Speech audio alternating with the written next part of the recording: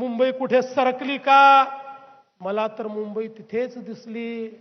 पण निवडणूक आली की काही लोकांना मुंबई उत्तरेकडे सरकताना दिसते.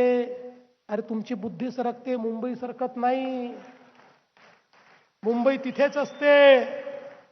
आणि आता शिंदे साहेबांनी सांगितलं, अरे या ठिकाणी खऱ्या अर्थानं मोदीजींच्या नेतृत्वात या मुंबईला जेवढं मिळालं तेवढं या ठिकाणी जे मुंबईच्या बद्दल आव आणून आणून बोलतात त्यांच्याही काळात काही मिळालं नाही.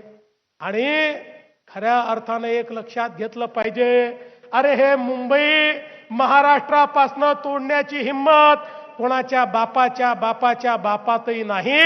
आणि आमच्या सोबत तर या ठिकाणी हिंद हृदय सम्राट शिवसेना प्रमुख बाळासाहेब ठाकरेंचा ठाण्या वाघ एकनाथ शिंदे देखील आहे. एक लक्षात ठेवा, जन्माने कदाचित रक्ताचा वारसा मिळू शकतो, पण विचाराचा वारसा कर्माने मिळत असतो. तो विचाराचा वारसा आमच्याकडे आहे, तो एकनाथजींकडे आहे, तो या शिवसेनेकडे आहे, तो आमच्या महायुतीकडे आहे. आणि म्हणून खऱ्या अर्थानं आता मुंबईकर जागा झालाय, तो विकासाचा धागा झालाय, हे देखील आता लक्षात घेण्याची आवश्यकता आहे. बंधू भगिनींनो, मी तुम्हाला हीच विनंती करतो, ही निवडणूक मुंबईकरांकरता अत्यंत महत्वाची आहे. मला काही पत्रकार म्हणाले, दोघं भाऊ एकत्रित आले, आता तुमचं काय होणार, आता तुम्ही कसं लढणार? मी त्यांना सांगितलं, देखकर धुंधली सी ताकत हौसला हमारा कम नहीं होता. देखकर धुंधली सी ताकत हौसला हमारा कम नहीं होता. अरे झूठी आंधियों से वही डरे जिन चिरागों में दम नहीं होता.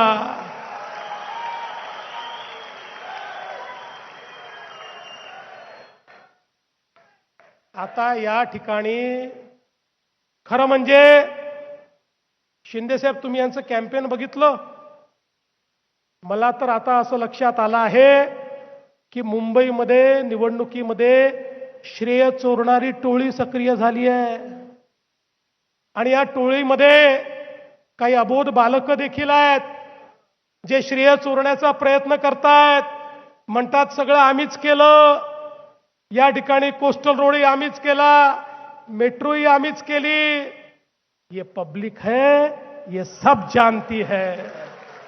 अरे अर्ध्या रात्री ते मुंबईकरांना उठवून विचारलं, कोस्टल रोड कोणी केला, बीडीडी चाळीचा विकास कोणी केला, या ठिकाणी मेट्रोचं काम कोणी केलं? अर्ध्या रात्री मुंबईकर सांगतील हे महायुतीने केलं. आणि अर्ध्या रात्री त्यांना विचारा, प्रत्येक कामामध्ये खोडा कोणी घातला?